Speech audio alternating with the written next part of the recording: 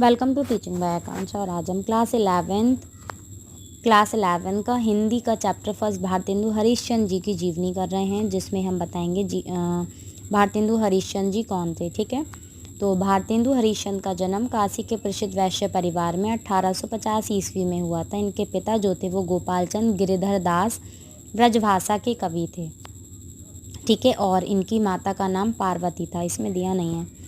ठीक है, और 7 वर्ष की उम्र में इन्होंने एक दोहा लिखा था, ये दोहा दे रखा है। ये लिखा तो इन्होंने पिता जी ने महाकवि होने का इन्हें आशीर्वाद दिया था। बचपन में ही माता पिता के सुख से वंचित हो गए थे, क्योंकि जब ये 5 साल के थे तो इनकी माता का देहांत हो गया, और जब ये 10 वर्ष के हुए तो इनके पिताजी का देहांत हो गया। ठीक है, उसके बाद में इनकी जो मृत्यु हुई थी 1985 ईस्वी में हुई थी।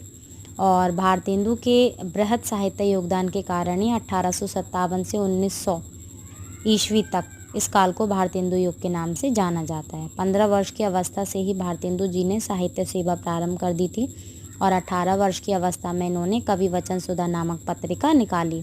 20 वर्ष की अवस्था में ऑनरेरी मजिस्ट्रेट बनाए गए और आधुनिक हिंदी साहित्य के जनक रूप में प्रतिष्ठित हुए।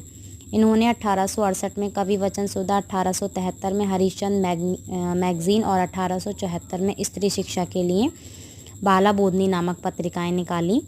इन्होंने तदीय समाज की स्थापना की थी। ठीक है, भारतेंदु एक महान कवि, सफल नाटककार, संपादक और कुशल लेखक के रूप में हिंदी साहित्य संसार में हमारे समक्ष उपस्थित हुए। ठीक है, तो ये इनका जीवन परिचय है।